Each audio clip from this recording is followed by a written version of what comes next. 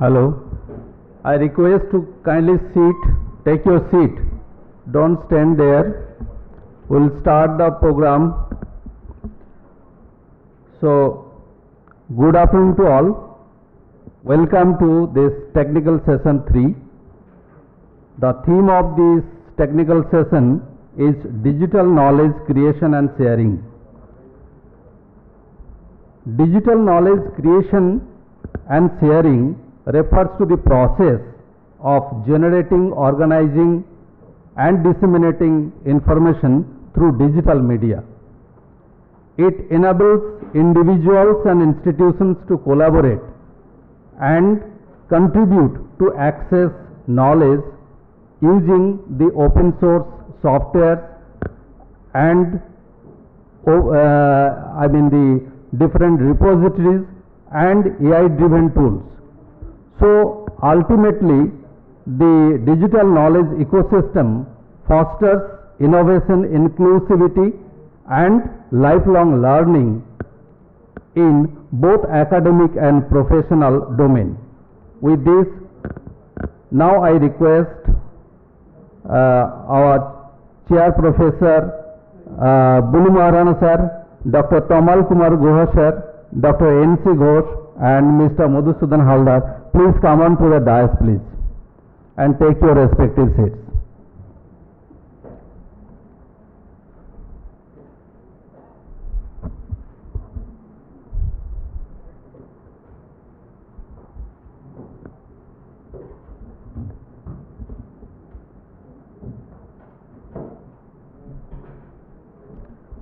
Now I request Ms.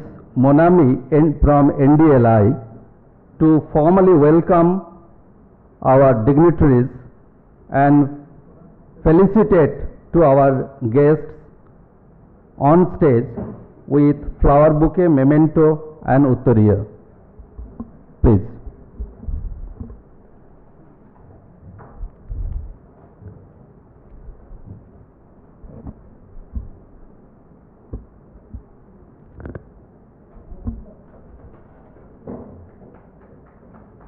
Give a big hand.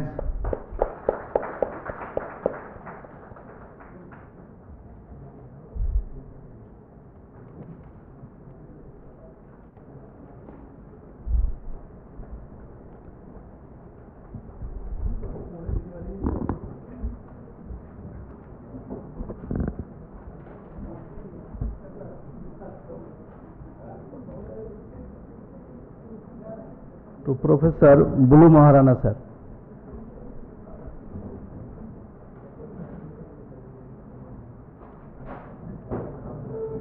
কি করে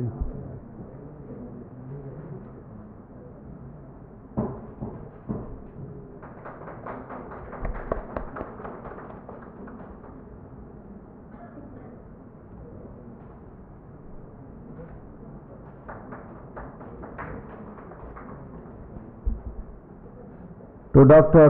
Narayan Chandra Ghosh Sir.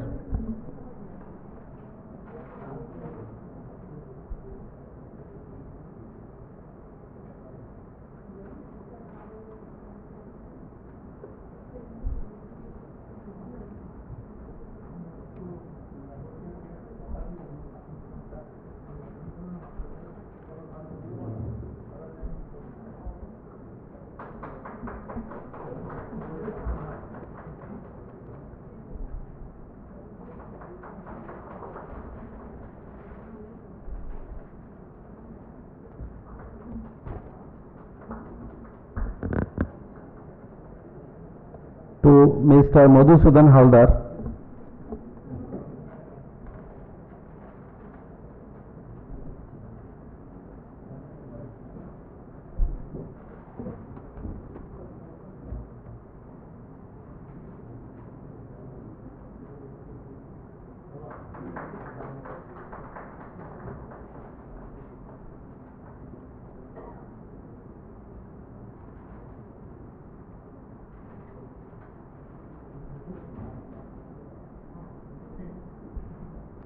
Thank you, Manami. Now, so I would like to introduce the guest. Professor Bulu Maharana, Head of the Department of Library and Information Science at Sambalpur University, has over more than 25 years of teaching experience in library and information science. His research focus is on information storage, retrieval, digital libraries, electronic resource management, applications of cutting-edge technology in library, and many more. He is an active member of ILA, ISLIC, ManLibNet, and has published more than 85 research works, including articles, books, and conference proceedings. Dr. Narayan Chandra Ghosh, librarian, IIM Calcutta. He is currently serving as a librarian since 2019. Prior to that, he has also worked in many reputed institutions. He holds PhD from Calcutta University in 2015. He has organized many workshops on academic publishing, research ethics, library carpentry, reflecting his management and research support services in library context. Mr. Madhusudan Haldar, Deputy Librarian, Central Library, University of Borisal, Bangladesh. He is a Deputy Librarian there since long, and he has experience in academic library management, digital library resources, and user services. His professional interest includes information literacy, library automation, and integration of ICT in library services. Now, Dr. Tomal Kumar Guha, librarian, IIT Guwahati, is a known face to all of us. No need for introduction. He is serving 3 decades of. He has a 3 decades of experience in serving as a senior position. His expertise encompasses managing library operations, digital transformation, strategic development, assisting smooth functioning of the library. He has delivered many invited talks at national, international conferences, published several articles in journals and conferences.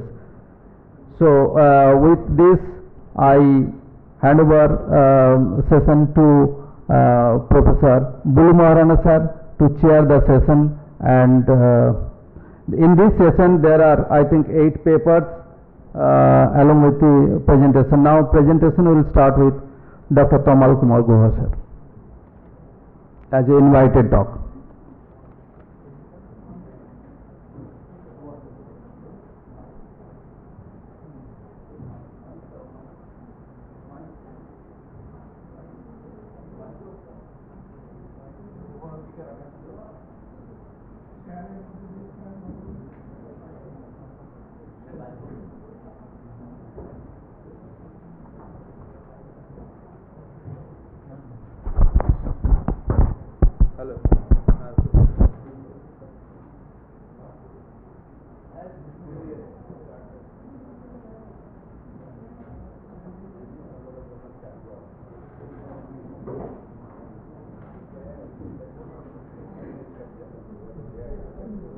So, as the chairman of this technical session, I welcome all of you. I extend my heartfelt thanks to the organizers of this symposium for having me here.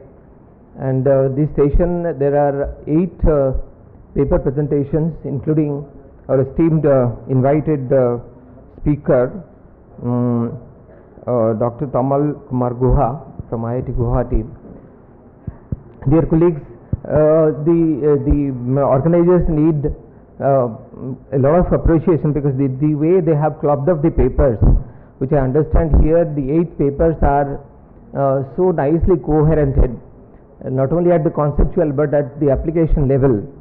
The keywords of the papers that I just extracted include digital gateways, sustainable libraries, sustainable development goals, digital governance,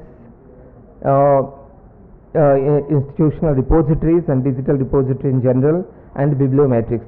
They are not isolated subjects, but they are connected as an ecosystem, are so closely connected that if you want to make applications of it, then each one of it interdependent on each other.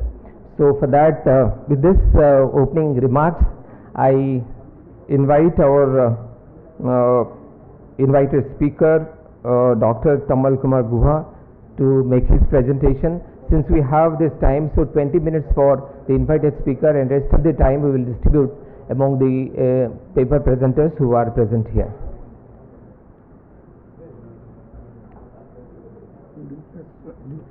Call the names of the Authors, How okay. many are they present? Okay, so that I can take it. I'll just read out the names of the paper presenters, not the titles. So any of you who are present there, so just indicate that you are present, so that we can find out how many of you are present here. Monica Burma and Dr. Deep Mala. Okay, so the second one is by Rita Ghosh and Dr. B. Sutradhar. Rita Ghosh, ma'am, she is there. And Dr. Hemant Kumar Bishwal is there. Okay, and then Subhajyoti Paul, you are there. Mohit Kumar Burma and Dr. Dharamveer Singh. Dr. Smita C. Iladam, she is not here. Okay, then the next one is by Kalpana Pandey and her team. There. The seventh paper, the presenters are not there, so rest of them are there. Thank you.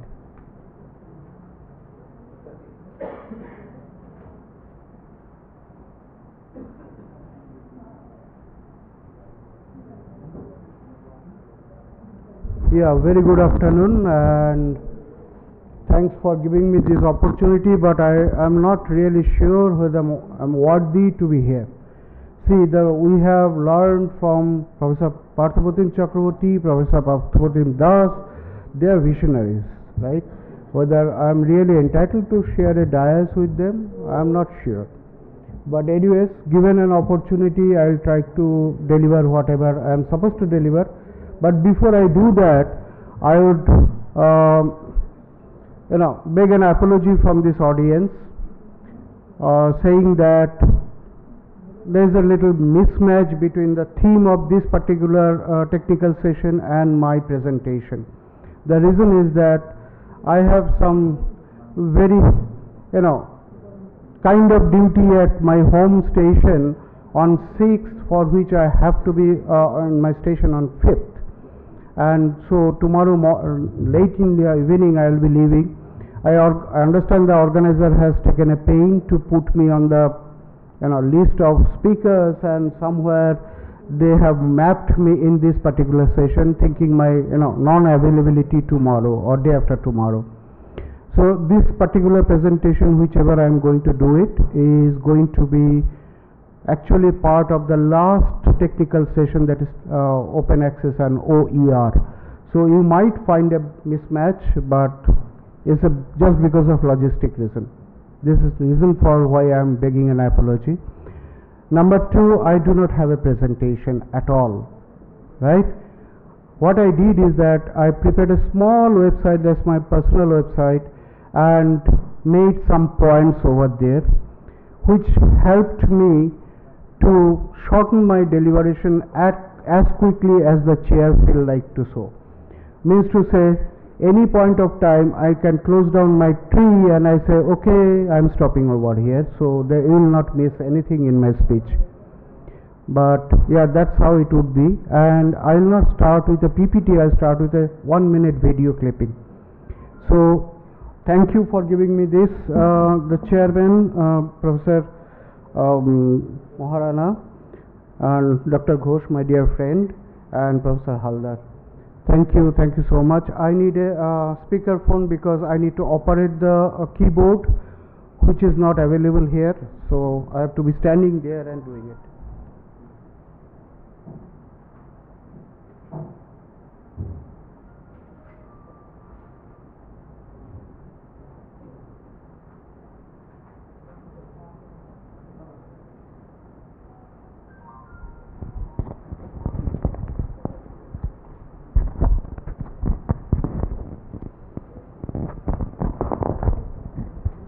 All right.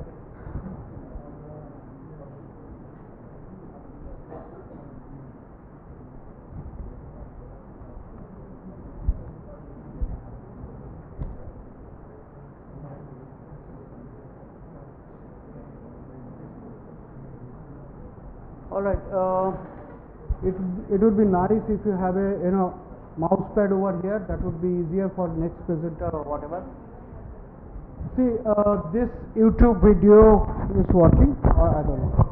So this YouTube video is nothing to do with library professionals, but please listen for 1 minute. I'll explain why I pressed it. So this is by Professor Ramamurthy Shekhar. Audio works.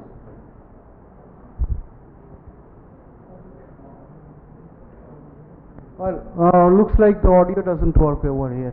Does it? Is there any audio system which it's... No, the volumes are all here. So basically, I'll try to read it out. He was trying to take a class on quantum mechanics, and this is the first class for his 3 hours lecture, where he says that there are 2 news. One is good news and one is bad news. The good news is that we are going to learn about quantum mechanics for n number of days, and bad news is that I am going to teach you and I don't understand what is quantum mechanics. Down the line 7 days you will not understand what is quantum mechanics. So you can go ahead and say everybody that you don't understand what is quantum mechanics. So you can go back and spread your ignorance everywhere else. So why I just fetched it up, only reason is that I don't understand what is open access. I don't think at the end of this presentation you will understand what is open access for my version of it. And down the line 7 days, probably all of us will start forgetting what is open access. So, but then we have to discuss certain things to move ahead. Now let us look at it. What I have done is that I tried to identify few points. See, open access. You have learned from Professor P.P. Das' presentation to the morning, saying that the visionaries, they have actually started thinking about it in way back 1950s, and then eventually we grew into the software versions, and then eventually digital mode and all those things. It happened is that UNESCO came up, all of you are aware about it, thinking that open access is going to be the source for open education altogether. Now all of us, we are aware about it. Only thing where the distortion happens and how the distortion actually takes us to misleading direction. So this is, by the way, some of the contents of these particular presentations are actually paraphrased from AI. So I used heavily different platforms like Perplexity, ChatGPT, and then many others, to understand the domain of it, because the amount of literature and complexity variety upon the horizon is so enormous.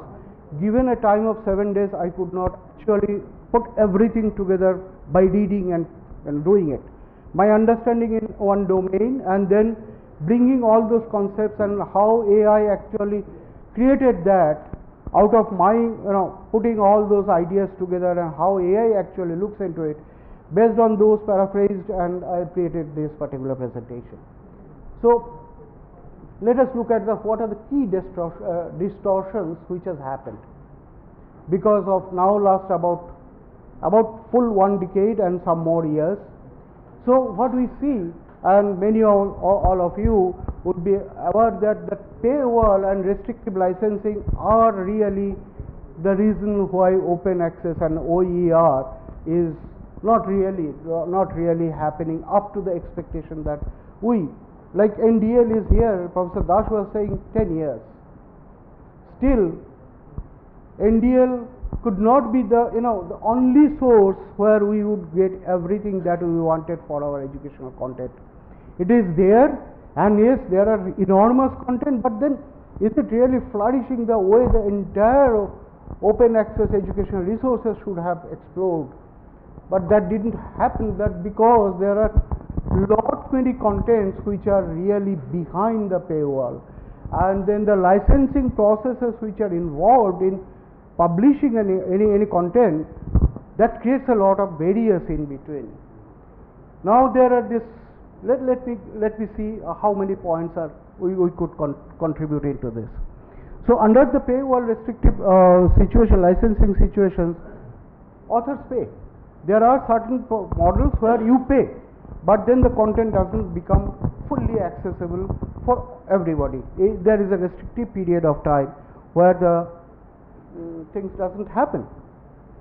And then see, when the publisher says that, well, we are going to publish it and it's going to be an open access, that means to say it's a presumption that a particular journal or a particular article would become a part of a journal. Like now, let me be more concrete. Like let us take a hybrid journal, right? All of you understand what is hybrid journal. Some of the contents are basically behind the paywall, and then there are certain number of articles which are open access for which the authors paid. So suppose a journal was costing 10 rupees at the beginning before the implementation of hybrid model, and then they started gathering open access articles and all. The journal itself does not become from 10 rupees to 5 rupees. It rather the prices goes. Now how much it grows? So I was just doing a little bit of study into this, and this is the dimension it goes. Even if the open access comes in picture, hybrid comes in picture, the journal cost really does not necessarily becomes half or zero, right? There are embedded costs. This is a study by Asal, which says that does double dipping occur? And if it occurs, it's basically a hybrid Wiley case, a case study on Wiley publications, hybrid publications, and based on that, you will see that there are two expected reductions. What it should have been offsetting reduction, 15% reduction number of open access articles being published in the given journal or entire platform of Wiley, but actual reduction of cost is 2%. Now, if you look at in the print version of it, which is no more of much of relevance, the 12% it was expected to be offsetting the price. That means to say the journal cost should have been reduced by 15%. We all know the licensing costs are increasing by 3% every year-to-year basis. ONOS has actually offered 7% increase over the cost, year-to-year basis. So even if these derived data, based on this particular data, I actually extracted out that how much differentiation has happened due to open access. So there's a clear visibility of having a double dipping across the board. So this is the distortion of open access. Now predatory publications, I mean all of you are now aware, there are aggressive spamming, and then you receive hundreds of emails from different publishers, journals saying that publish here with these and that. And why? Because no peer review or very minimal. I mean many of you are aware about the Hyundai situation or Hindui. So Hindui was acquired by Wiley and then subsequent retraction. So who actually thought, we were buying Hindui journals, who actually thought that Hindui would be such a kind of publisher who would have actually created contents which are of very little value. Now comes to the green open access issues. So in the green open access issues, people will say, okay, I'll go by green, I don't want to invest into it, but then there are version restrictions. You can have your preprint, but you cannot have the versions which is being printed on board. So that means to say you cannot actually circulate it, and even if you can, there is an embargo period restrictions that you cannot really put it back into public domain. Now high APC, who doesn't know about it? So what happens the moment high APC comes? We cannot publish it, we cannot afford to publish it. $50,000 on an average across the board. Who as a researcher would be able to do it? So this is basically the concept of open access getting distorted because the funding is not available, and basically this is excluding the institutions or the organizations or the countries who are low income group. So open access was the concept that everybody comes up with an idea, and it creates a huge resource for educational material, which did not happen. So it creates even if say library take a call about it, or an institute take a call about it, there is a restrictions. My small institute publishes 2,500 articles per year. Now this 2,500 articles, just imagine how much it would be. I did a very rough calculation way back in March. It would cost us 65 crore. Our actual subscription base was only 8-9 crore at that point of time. So really APC is really not helping in our open access initiatives. Now how it is affecting onto the OER, right? So this is basically taking into the quality erosion, and then the trust issue. You cannot trust anymore whether you are going to publish it, or is going to be really a proper peer reviewed publications are coming up or not, whether my articles, even when I want to go and read that, whether this is a really valid publication, this is not a manufactured or some kind of compromised publications. And of course the waiting time for when you are preparing an OER, you have to go through the content, and then if someone of you could switch off your mobile or make it a vibrate, please. Yeah, please do that, because it's kind of distraction in the discussion. So if you are creating an OER or content, say from the open access domain, you need to re-weight the content which you have created depending on the open access contents. Now coming back to the licensing confusions.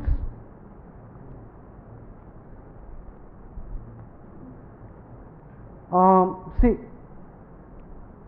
what happens, everybody try to decipher the Creative Commons licensing. How do I put my article under which one? I mean, just 1 week back, one of my professors who has 150 publications in my institute was asking me, I got this token, free token, I just wanted to submit this article, please tell me which one I would opt for. And the first question was that what is the content that you are going to publish? Does it have an implication on your patents or etc., etc.?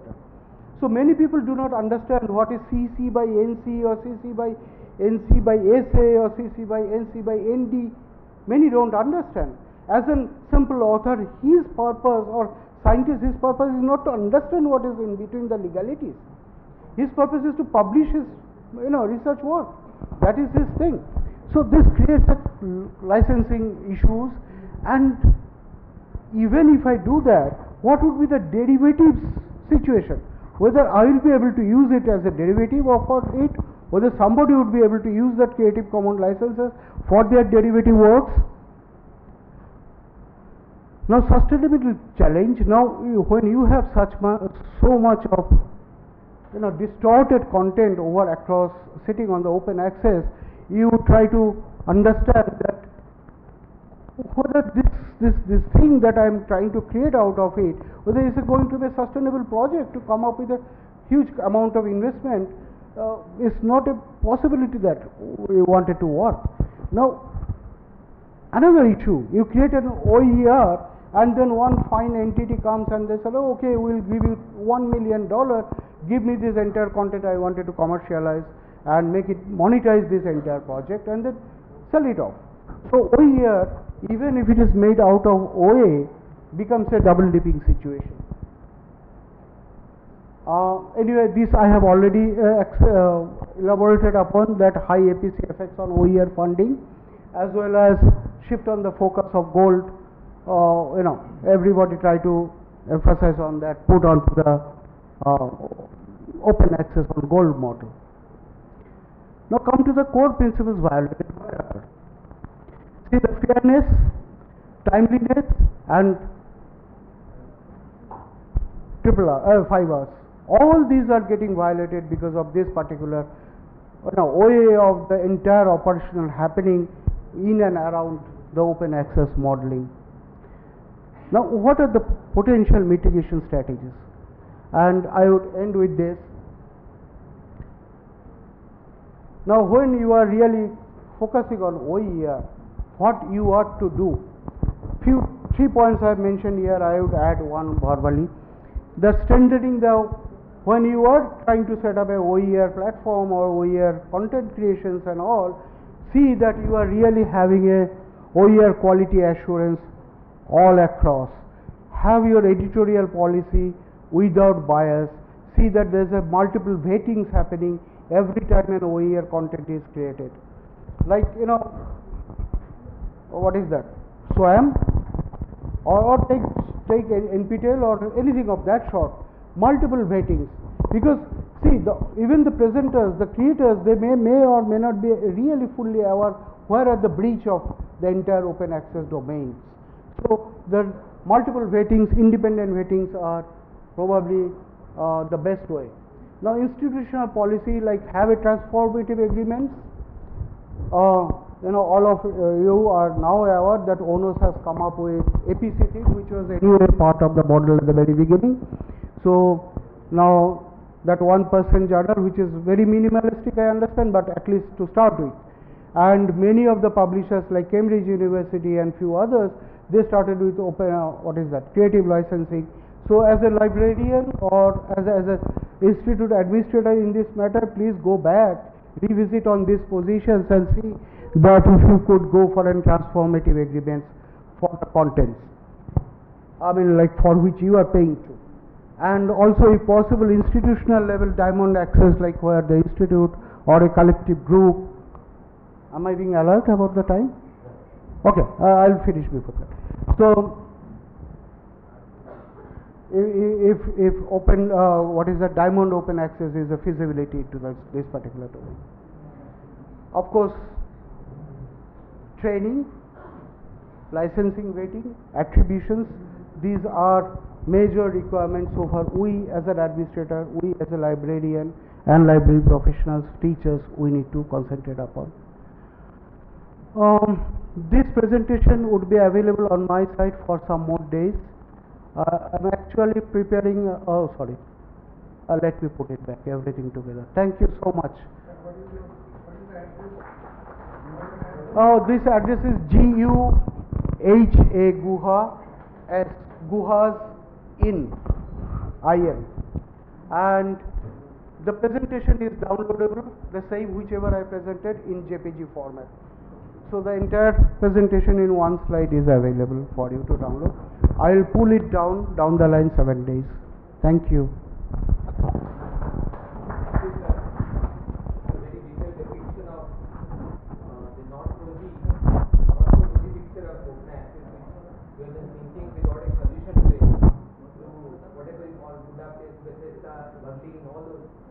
We found a solution, but then again we added to this problem which very pointedly today Dr. Guha has depicted all those things. We have to ponder over it. Thank you so much, sir, for your very insightful presentation. So now we'll carry forward with presentations about paper presenters. So friends, as you know that we'll have to finish in time. We have left 40 minutes of time and 7 presenters. So 5 odd minutes we will give. So within that time, I'll request each one of you to straightway come forward with your a core part of your presentation and try to limit it in 5 minutes. Thank you. So we'll start with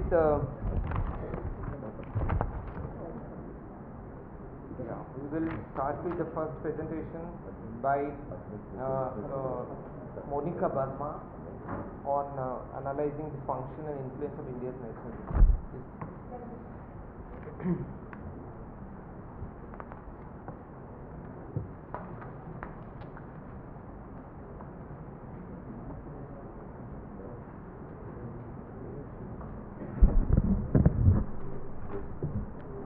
Good morning to all of you. My study is on the analysis of the function and influence of the India's national digital gateways. As we know that in the morning session and in an afternoon session, Chakravarti sir, PP Chakravarti sir and Sarkar ma'am said about then government want to digitize each and everything because they want the interaction of Indian peoples on digital mode for the development of India. As we know that at global level there is a transformation of traditional knowledge system to digital knowledge system. So my paper, my research is focused basically on that. What is the government initiative to transform this knowledge system? The basic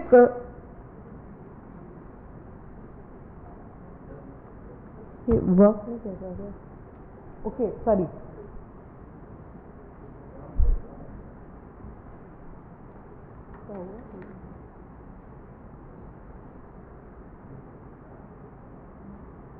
आप ही कर दो, मैं next कर दूँगी. हाँ, आप कर दो. Next, please.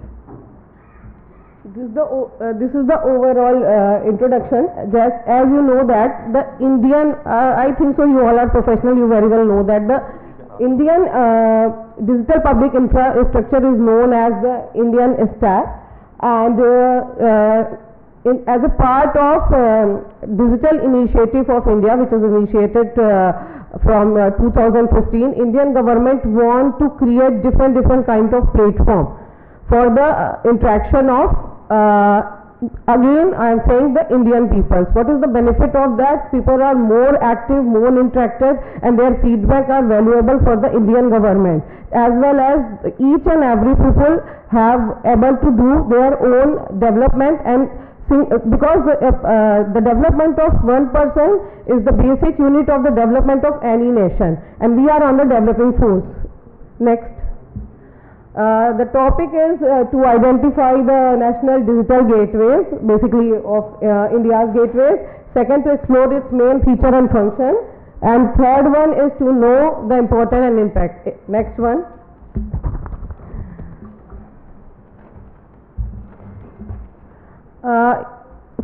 There are two methods are approached in this study. For the literature review, we use the research Google Scholar and Scopus Index data because very few studies are fully focused on this type of gateway in India. In abroad, there are minute studies we are approaching as are focused on the Indian government gateways. Next. There are four categories of this type of gateway. First one is the government service delivery. Here the categorization are available. In detail it is not possible to discuss all of them. Second one is payment and finance.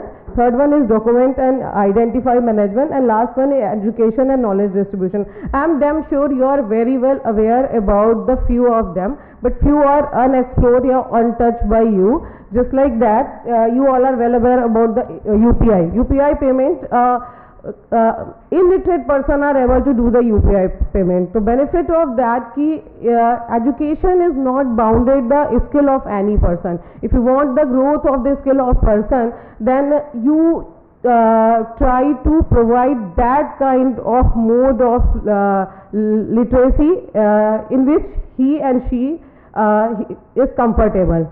Like that, all the government website and platform are user friendly. End user is very important. User friendly and API interface is very important because API interface provided you the integrated development environment, and the client are so comfortably able to use this. Just like my government platform. Anyone, if you view the my government platform app, you are able to find out each and every information. Some another, just like sir say in the morning ki, for the farmers government using the PM Kusum Yojana, and Sarkar madam said ki we have the geographical distribution. Rural area there is no internet, there is nothing, and PM want to provide the rural person the free internet or the internet on minimum cost. Just like example is PM Vani, which is the Wi-Fi access service of the government. For that, the person are able to Wi-Fi or internet in a minimum cost. Next please. Previous one. The influence of that is it impact on. Conclude in one. Okay sir. You previous 1 minute में हो जाएगा. It impact on the GDP. 20% of GDP impacted by that. You know that the bicholias they in the e-commerce system they are introducing so many new things in which the people are directly start their small entrepreneur or ladder entrepreneur to provide the employment. Next conclusion. Basically these national digital gateway are very important. Literate and illiterate people are aware and not aware. Both of things are found in the society. I know the 2-3 professors, they are very well know about these things, but they are not interested to use that. Why? I don't know. So my request to you, please explore my paper and go on that. There are so many things, so many Indian report on that. I hope so you are this is interesting topic and you are more interested to know about the Indian initiative. Thank you so much, chair, co-chair and organizer and audience also. Thank you. Any questions? Quick questions we can take. One question at least. If you are. Sometimes, you know, I'm sorry, मैंने पूछा नहीं. it's a very interesting platform when we are interacting in any conference and presenting paper. Then author is here, all the audience are here, right? So this is the kind of audience and the, the reader, and the author. Both of them are at the same place. So you can ask any question and she will answer you. If you have any. If you have, otherwise 3 days I am available here. If you want to explore, please feel free to contact me. Otherwise, my paper have. Yeah, sir. Yeah, please, sir. Please. I wanted to have, as told about way. Yes, also everything is not rosy. Some limitations and other things we can. Actually, sir, there is some limitation and some term and condition as per the government, but mostly things are free, and this is only the part of the initiative of the India digital transformation, because they are providing the Ultratech award for the promoting and marketing their product. Next is RBI is got the 2015 digital transformation award. So digital transformation, you know that each and every paper, every conference, AI, without digital transformation, India not become a Vishwaguru and all that. So it is very important, and government initiate, and we are not participating. It is very common, if you visit the abroad and other thing, people are not interested here to part the growth of the government services. They are not, in fact, they are not interested to vote. Many professors, many professionals are not interested to provide the vote. So I think so there is awareness are important. I think you have answered, ma'am. Okay, thank you so much. So thank you so much for your nice presentation. Now I'll call upon Rita Ghosh. Miss Rita Ghosh, please.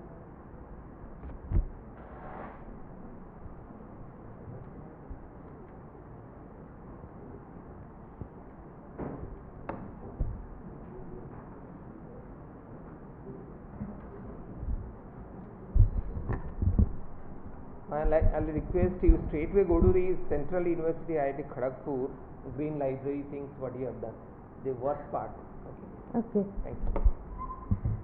A very good afternoon to everyone.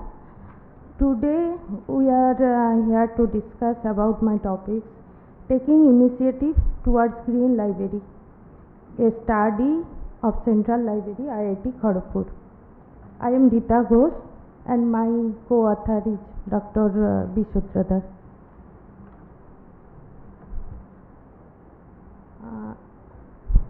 My topic is Green Library.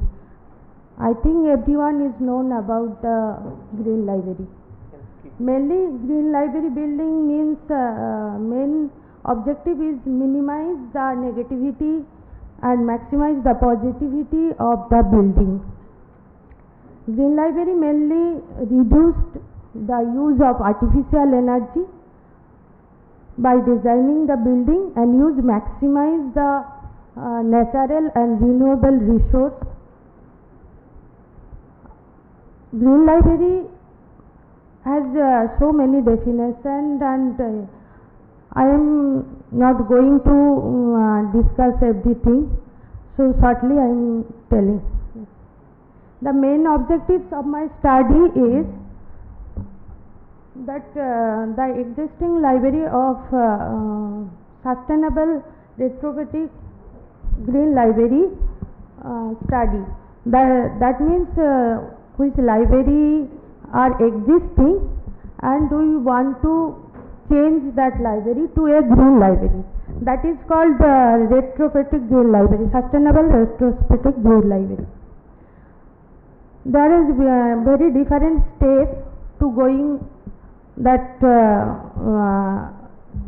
change that library.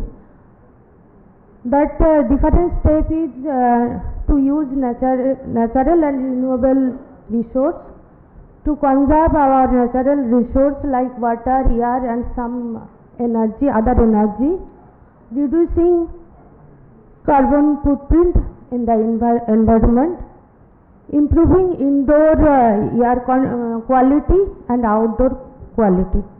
Next. There is the green library is not just about the eco-friendly building, it is also compromise approach of the library management and also service, library service, which is basically called sustainable development, that support like environmental sustainability, economic sustainability and also social and community sustainability. This you can skip, you can go Okay. to that part, Okay. the core part of it. Creating a green library, we divided into two different stages. One is newly constructed green library, that means which library is start previously from starting we take to convert a green library, and another is convert green library building from existing library building which is exist and we want to change that library to a green library. Next. Here is various certificate process is there, but here I take only IGBC, means Indian Green Building Council process. That is different step of that certification process. Next. We take some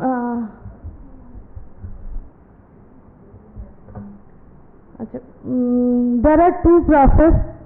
I already told that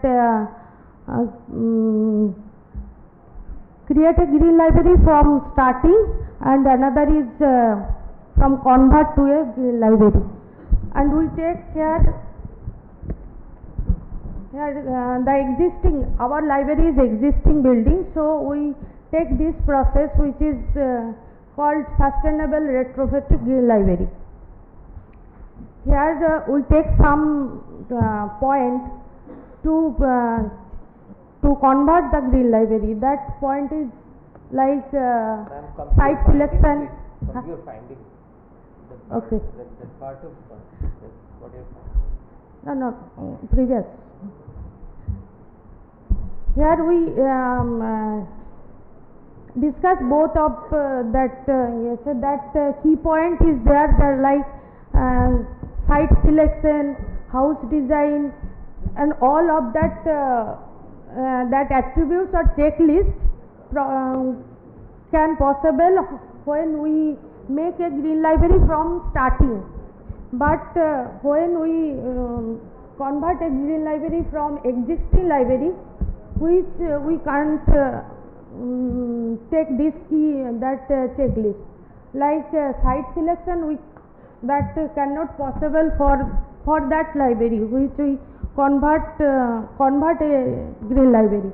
That is impossible. Just like house design, that is partly possible because some modification we can do. Go to your conclusion.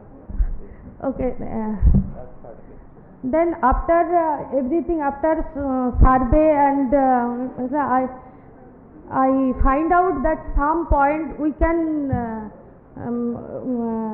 initiate for our library.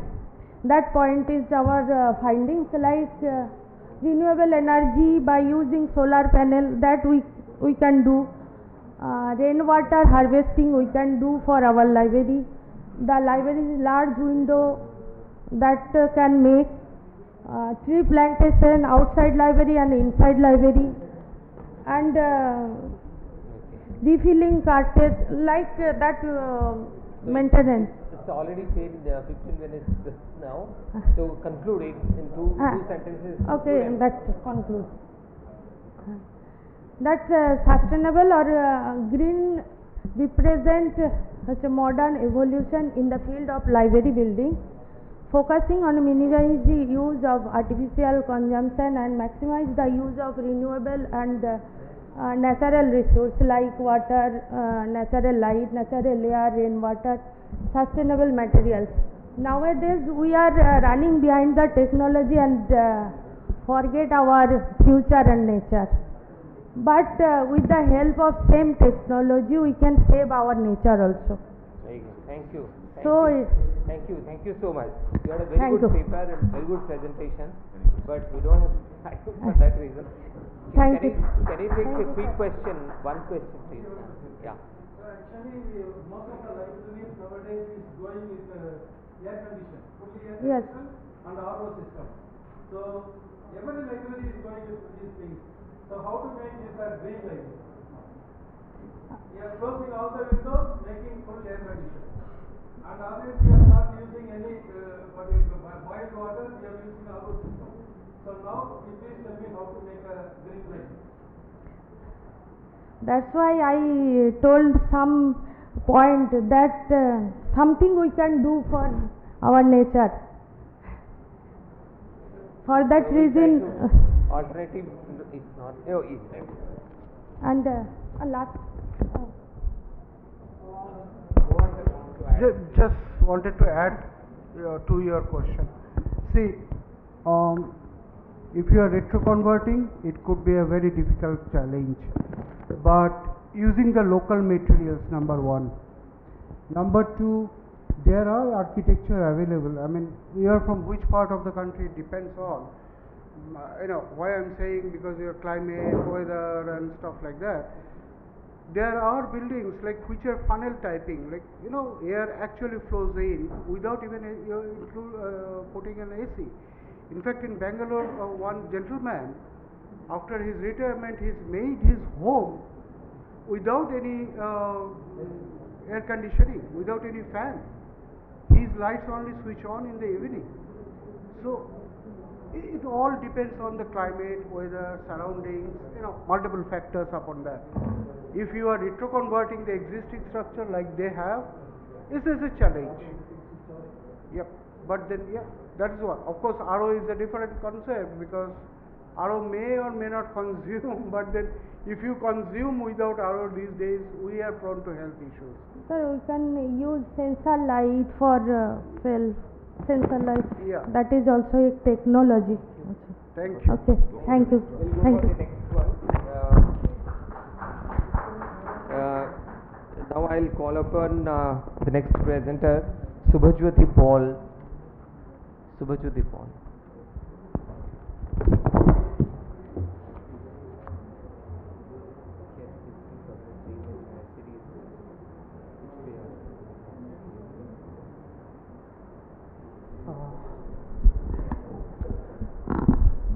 Good evening, everyone. My name, Oh, sorry, I skipped one. Okay, you make a presentation thereafter. Sorry. myself Shojiti Pal. I am from Kuchbehar Panchamama University, and my topic is from community care to digital governance. reimagining ICDS transformation in Kuch Bihar through a digital humanities lens. So, let's begin. In this topic, the main target was to evaluate the digital governance that has been targeted to ICDS to improve their service, but there is some lack. ICDS was first introduced in 1975. It is the backbone of child nutrition and the mothers and pre-primary education. In this situation, many government initiatives has been taken. That is CAS, PM Poshan, but there is some knowledge divide in urban area and rural area. So the main objectives were examine ICDS digitalization within the Viksit Bharat 2047 and SDGs, explore digital divide and equity challenges, and propose a library-based model. The approach was mixed method. 180 samples were taken by Anganwadi workers, Anganwadi helpers, and supervisors. And the tools were questionnaires, observation, and policy documents. In findings, we can see there is 9.4% gap in Anganwadi workers. Our positions are vacant, and Anganwadi helpers are 23.7% are vacant, and 25% professionals are not being trained in 4 years in recent 4 years. 70% rural staffs are never used libraries, but 80% are willing to use. So we can observe a strong rural and urban contrast in connectivity and access. So digitalization. So in this situation, to create their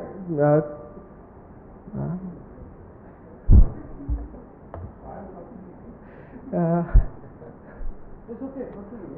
Don't get nervous. Huh? Fine, I'm a young professional. So in this situation, to improve their performance, so we need some programs to enhance their professionalism. Digitalization improve efficiency, not empowerment. So libraries can act democratic knowledge hubs, bridging urban and rural divides. So let's conclude.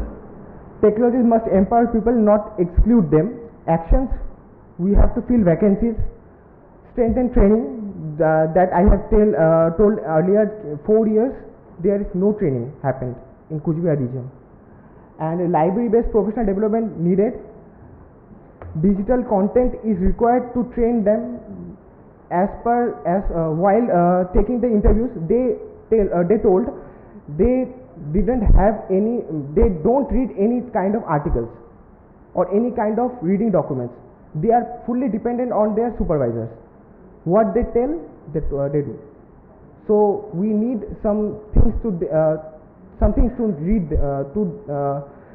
to be read by them. So thank you. Thank you. Questions?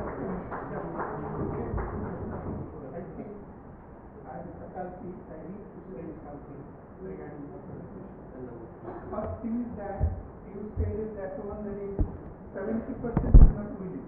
70% not used. Not used. Okay. But 80% are used. Willing. 80% willing to use. Willing to use. So how did you measure that? Also, Questionnaire. So Questionnaire. they are saying that one right now. They didn't use the library, but They are not using. But if they are getting the chance, they will use. Yes. That is what you are saying. Yes. Now the last slide, you started with manual data. Okay. Go to the field, you have to collect data. Use the statistics to see that one. And why on the last slide you actually tag technology, and then you have to go to the last slide. Just show me that one. Yes. Technology must empower people, not exclude them. where action, field vacancy, strength and training. This is not going to technology. Second action means field vacancy. You are not going to fill the vacancies with the help of technology. So there are conceptual fallacies. First one you are saying technology. Second you are again jumping to some manual work. Third one you are inviting SDG. So any presentation must have something you have to start and there should be a continuous. That is this thing. Okay? Don't take that one otherwise, but this is the time of learning. And just try to make that one. The next time you will excel me by saying that one. You are actually saying wrong. Thank you very much. Actually, what I understood, what he wanted to share here with the audience, that he studied a specific sector, which is a government project, and the people who are involved there, they could be, further trained with the digital literacy. So that's the main motto, and where the library can play a role. Okay. So it's fantastic presentation and the idea, I must admire it and follow sir what suggested and refine it. It would become a wonderful research. Thank you. Thank you, Subhajyoti. Now I'll call upon Hemant Kumar Vishwan for his paper Engineering a Sustainable Future, How IITs Drive the United Nations Sustainable Goals. Very good evening to all present here, esteemed dignitaries on the dais, of the dais. It's my honor to present my research topic on, I thought what title I should select. Keeping in the mind of theme of our knowledge engineering in digital library, I thought to select the title Engineering Sustainability. This sustainability term, which is the buzzing term for the recent last 3 or 4 years,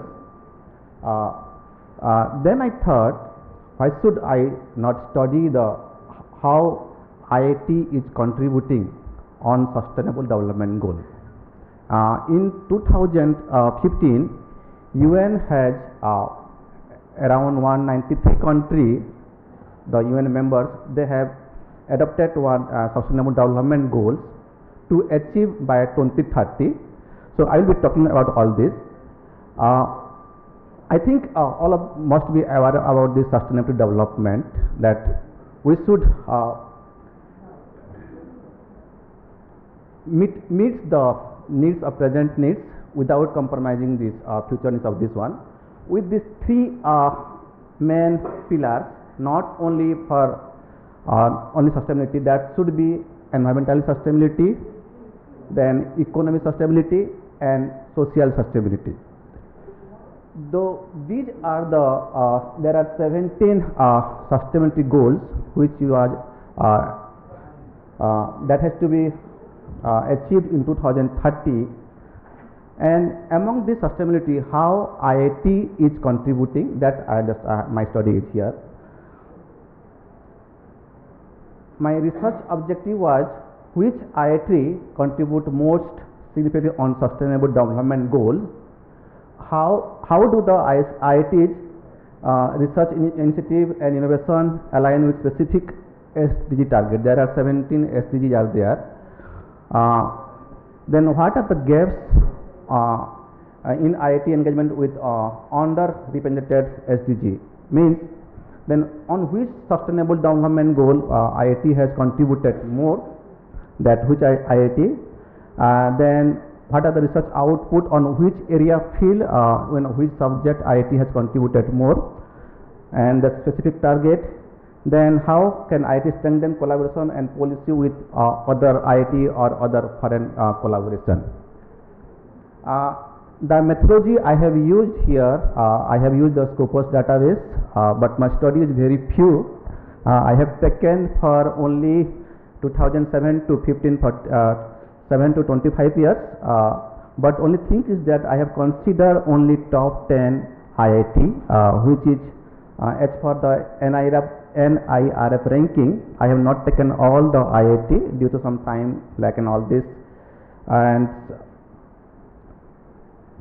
I found here, I should not say being an IIT Kharagpur, I am here in IIT Kharagpur, and you know this is the mother IIT of all IIT, which was established in 1951, and this IIT contributed here 120, I got 536 literature or documents here, which where 120 the IIT Kharagpur, followed by IIT Delhi 108, then IIT Bombay 89, IIT Roorkee 72, IIT Madras 51. And if you see here, this IIT, they have more contributed on this innovation and clean energy that I found here. Then subject wise, if I distribute here on environmental science, it is 20%, social science it is 12%, engineering 11.9%. Then these are some percentage here. And then this is a more interesting topic, interesting here, trends I found in this study here. From 2007 to 10, it was focused on this metal oxidized semiconductor. Then 2016 to 2018, it is shifted to education, infrastructure and all that. Now, and then 2018 to 25, it is focused on gender policy and this equality and all this. Okay,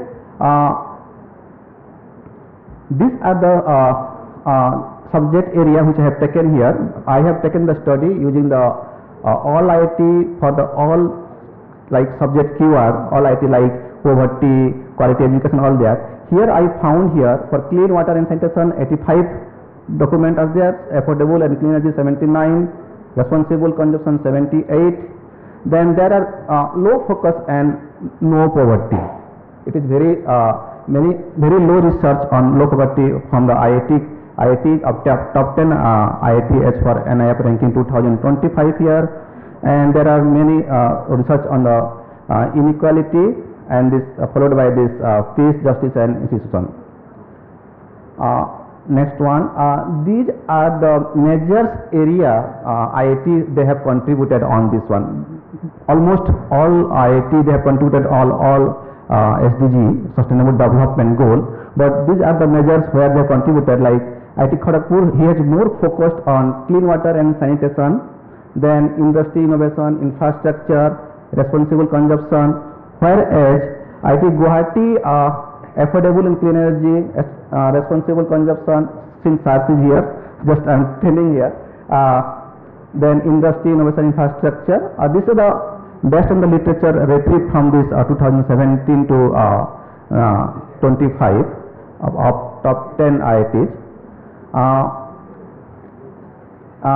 This is the last finding here, strong focus on technology and particular quality education. Obviously it is since it is an educational institute, and then under representation is social justice and gender equality. And I didn't mention here one more find I here, that is very low research on this medicine and other that. Obviously this will, since this is engineering institute, there will be low research on medicine and all that contribution. Yeah, conclusions. So my conclusion is that IIT can driver of India SDG progress. So IIT of India can contribute for the sustainable development goal. Here the 6, 7 and 9 and 13 are strength of this all sustainable development goals. Then gaps are that 1, 5, 10 all this. Then future goal build a sustainable innovation led inclusive India. With this, thank you so much. Thank you. Thank you, Mr. Hemant. Now,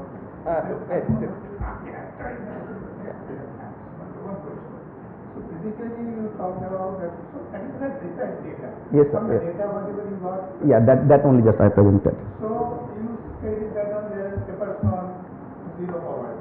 Yes, sir. Right? Yeah. Is there any paper regarding zero hunger? Because Hmm. poverty and hunger is the relation. So is it that you also, I haven't seen any such paper regarding that. Yeah, But yeah. whenever you were saying zero hunger, and what these are rather interest me, and you cannot say that one that is poverty is there, but no hunger is there. So Is there, have you got that one, any information? No, no, I didn't get that. No. No one is bothering you about hunger, but only bothering you about poverty. How can this be? Whenever people are not having food, they are actually talking about. Yes, sir. Yeah, actually, I just analyzed the QR, all the Sustainable Development Goal, like no poverty QR, SDG, then the QR which occur no poverty, that data only will retrieve. Zero hunger, it will not retrieve. And this 2007 means you didn't get any information. Prior to, no, because Scopus does not cover prior to 2007.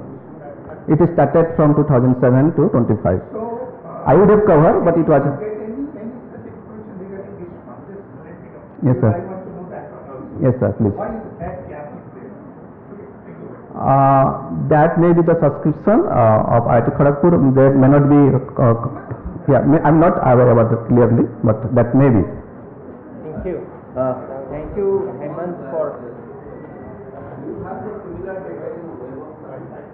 Yeah, I didn't explore because my study was limited to only Scopus database, so I didn't. Yes, For sir. your further study, Yes, try sir. to understand, see, all these UN Sustainable Development Goals Yes, sir. 17. are designed and declared for the development of the society. Society. Yes, sir. Not only the published paper to generate the idea, just go through how much Policy. are applying for the development of the society. Okay, sir. Out of your paper. Thank you. Thank you so much, sir. Thank you for your. Thank you. Thank you so much. Thank you so much. Now, Mohit Kumar Verma for presentation of this paper, International Repository,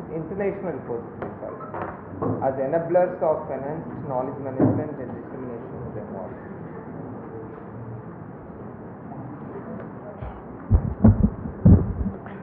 Good evening to all. Strictly 5 minutes. Sure, sir. I am presenting the paper titled International Repository as Enablers of Enhanced Knowledge Management and Dissemination Framework. Next. Introduction part. We know knowledge has become the base of economic, scientific and social progress. Of any international repository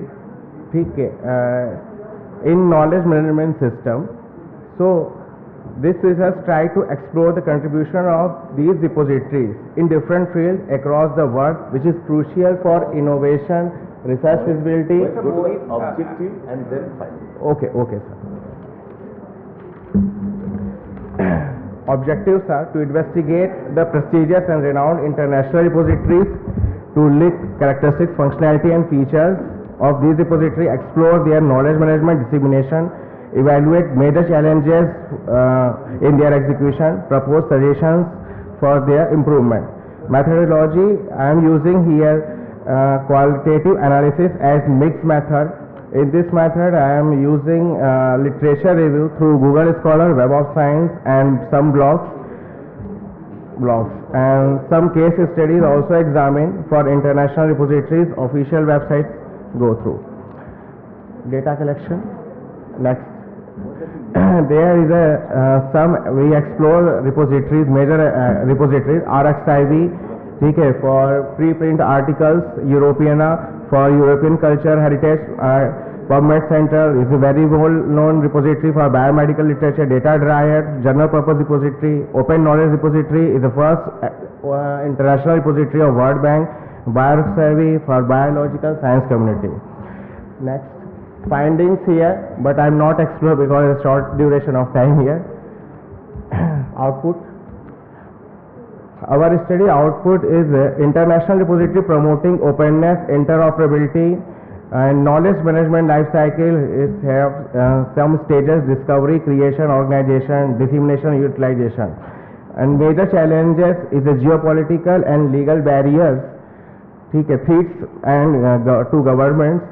Recommendations suggested: promote open access, standard international policies required and use of advanced tools and techniques. Next.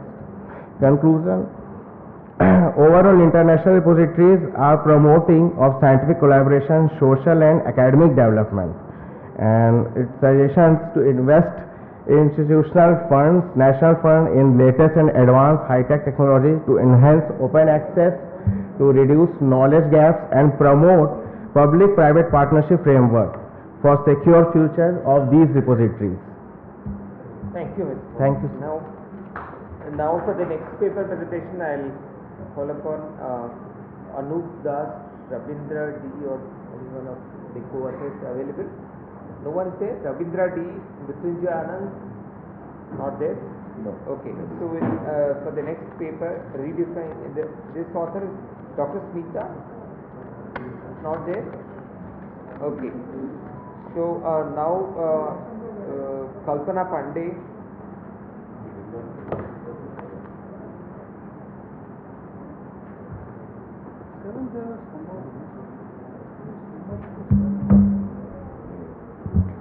Respected dignitaries, researchers and participants. It's really great honor to be here at IIT Kharagpur for this international symposium. I am Kalpana Pandey, working as librarian at GEMS Polytechnic College, Aurangabad, Bihar. And today I will be presenting on the topic Sustainable Development in Digital Library, a framework for knowledge creation and sharing. This is a work of collaborative effort co-authored by Mr. Titus, a research scholar at National Institute of Technology, Azawal, Mizoram, and Mr. Ganesh Babu, Senior Lecturer in Electrical Engineering Department, and Mrs. Sindhya, Senior Lecturer in Civil Engineering Department at GEMS Polytechnic College. So why I have chosen this topic is because I strongly believe that libraries, especially digital library, play a very important role in achieving goals of sustainable development. So let's begin my presentation with an introduction. What is digital library? Actually, digital library is transformed from isolated and static collection to global system. It supports lifelong learning and it helps to create, share and preserve knowledge beyond physical and social barrier. Next. Now we will see how the transformation of digital library has taken place. Initially it started with just scanning our books and storing them online for access. But later it developed into big repositories with standard metadata. But today it has become a dynamic knowledge center. But now we have one problem. The problem statement is, how can we ensure digital libraries remain long-term, equitable and eco-friendly knowledge system? We have many challenges. Challenges like high energy use and e-waste. High energy use is consumption of large amount of electricity to run the system. And if this energy used is created from non-renewable resources like coal and oil, it increases carbon footprints. And e-wastage like discarded electronic digital devices, when we are throwing this improperly in the environment, it releases so many toxic substances like lead, mercury, cadmium, which directly affects health and environment. Next, unequal access and affordability. Unequal access is not everyone will get the same opportunity to use the digital resources. There may be different reasons for this, maybe lack of digital literacy, maybe digital divide is the one of the reason, and affordability barriers refers to high cost of technology and high cost of data planning. Students not getting smartphone, Wi-Fi, internet connectivity. And next is fast changing technology. With the fast changing technology, library is facing so many problems and opportunities as well. Opportunity like wider reach, better user experience, improved efficiency, and challenges like, suppose we need to upgrade our system continuously, which needs workload and cost also is needed there. A skilled, trained professional staff is needed. And next is sustainable funding gaps. We need continuous financial support to run our system, infrastructure and maintain technology. Next. So, being a dynamic knowledge center, still there are some needs which we need to do in sustainable digital library, and gap also remain there. So what are the needs? Use of right technology, then open sharing of knowledge, knowledge management. It should be organized in such a way that whenever it is needed by any users, it can be easily accessible to them. And then economy and environment, that achieving balance between financial support and environmental care. Focusing on people, keeping users at the center in all digital library activity. And we all know that collaboration leads to success and longevity. When technology provider, organization and users, when the three collaborate and work together, definitely success will come. But still there are some gap remains. Gap remains in framework. Just creating the framework is not enough. We have to focus on whether it is working to maintain that sustainable development or not. Next. If you have some framework, proposed framework, Yes sir. come to that. Yes sir. Come to that. Sir, actually in digital library, sometimes we need to learn collaboratively.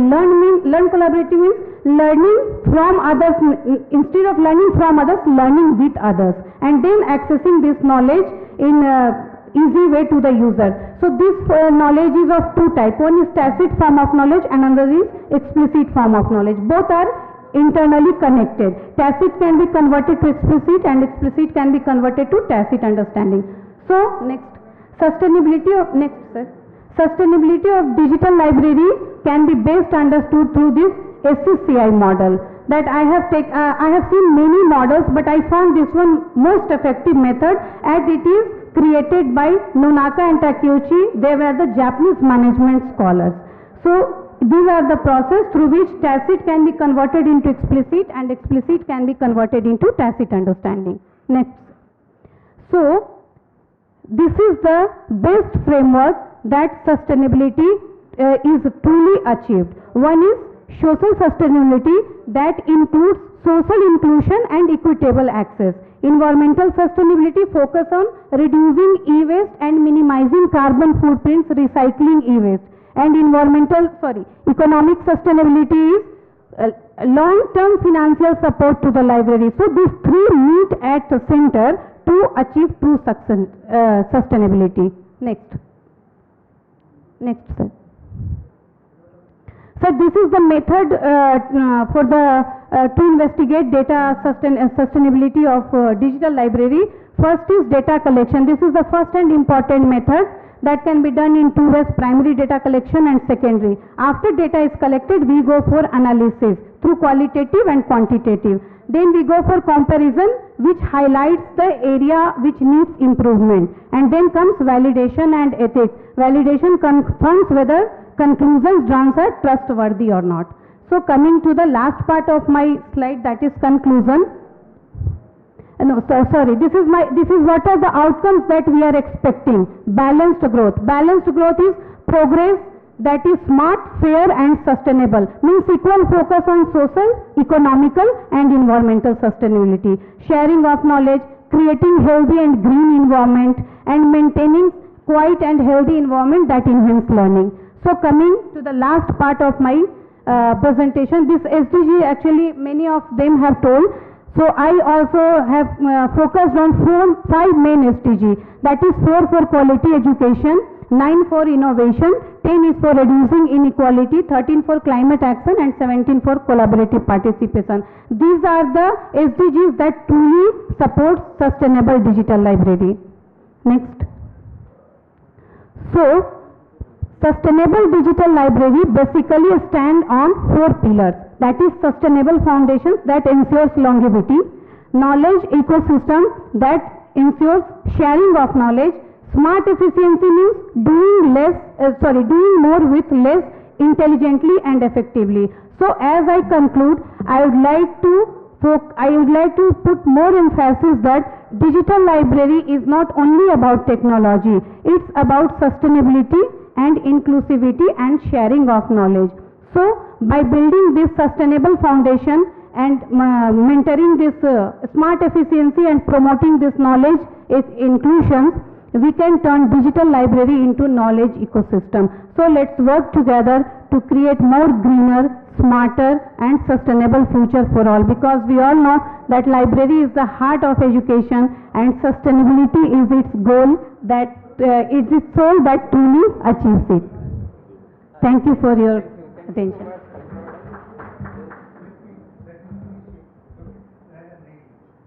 So, how many years are left for fulfilling sustainable development goals?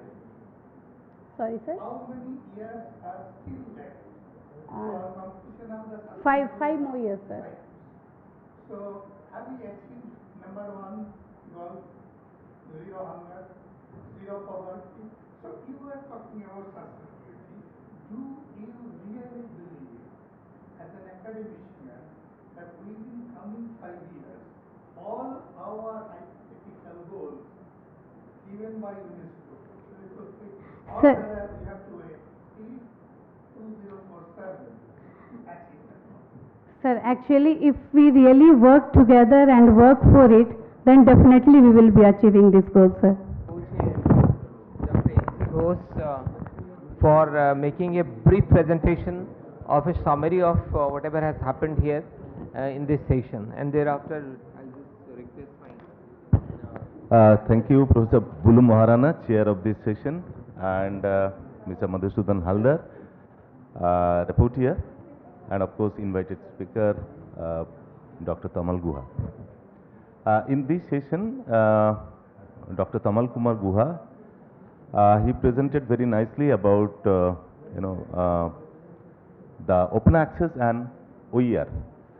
So it's a very interesting topic he discussed, discussion of open access and impact on OER. You might have seen many of the areas which we now and then discuss, but we never thought in depth, the way he indicated and, he delivered all those areas, he touched upon all those areas so meticulously. And I'm grateful to him because he highlighted many points as a practicing librarian we never thought of it in our day-to-day work. And after that there were a few presentations. The first one was presented by Dr. Monica Verma.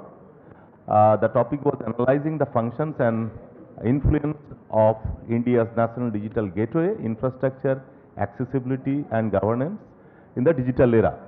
It was also a very nice presentation by Madam, and she talked about in depth of identifying the national digital gateways of different gateways and governance of those services, and what are the importance of those national digital gateways to our society and to the common people as a whole.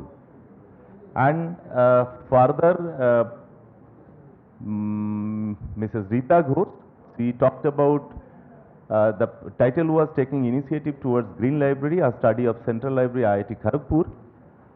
It's wonderful presentation, but thing is that there are a lot of confusions. Some of our participants, they already mentioned that the kind of climate in India we have, how far the Green Library concept, other than some of the areas of course that is feasible to implement, like daytime we can have plenty of lights and all those things, but kind of humidity we have, especially Kharagpur or maybe West Bengal, seashore areas, some other, because we are surrounded by sea in three sides. So in that way, AC, Dr. Kannan, he mentioned about we closed all the windows and switch on the AC in our library. So there is a huge carbon footprint we are generating. So that way it's very difficult to get rid of the 100% carbon footprint, and we cannot switch off our all ACs. So kind of mix and match will be there, but of course we will try to go for green libraries. And next presentation, it was very interesting, engineering a sustainable future, how IITs drive the United Nations Sustainable Development Goals by Hemant Kumar Biswal. He presented and talked about the IIT's contribution in this regard, and of course there are many further studies required to fulfill exactly the published literature, how far these are applying in achieving those goals enumerated by SDGs. And so we are in a hurry. Then Mr. Subhajyoti Paul, he talked about the ICDS, one of the government project. Yeah, we are finishing one of the project, and Anganwadi worker, how they could be trained further, they could be, competent further, and with the digital literacy and all.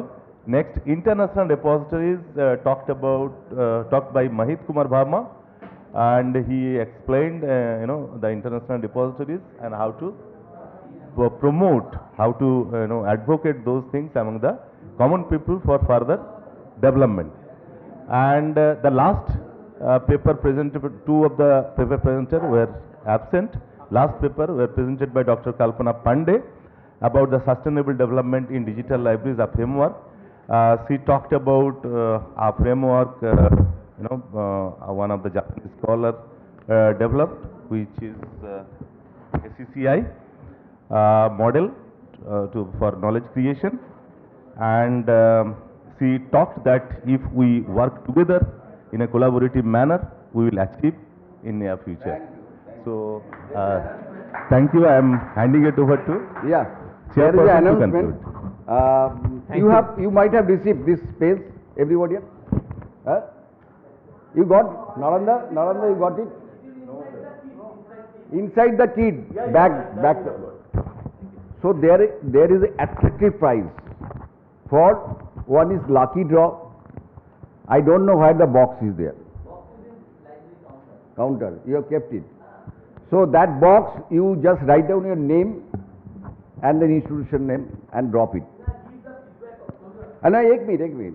And there is a feedback form. That also you fill it up, write the name and drop it. Okay. This is the lucky draw coupon. And another thing is that there will be a quiz online at the end of the day on 5th, and there is a cash prize. No, there is a huge amount of cash prize. So you please don't miss any session. The question may be asked within the session, like what Naran Babu has told you, the brief about that session. Maybe some question may be asked. So each and every session you must carefully listen and write down. So any type of question it may ask, and it will be online, it will come to your mobile, you have to respond. Okay? Thank you very much. Thank you all the chairperson, co-chair, chairman, rapporteur, Tamal Babu, and all the dignitaries. It's really it's a wonderful session. And our beloved teacher, Maharana ji, kuch bolega aap? Come sir, come, yeah. Come sir. Just speak few words and then.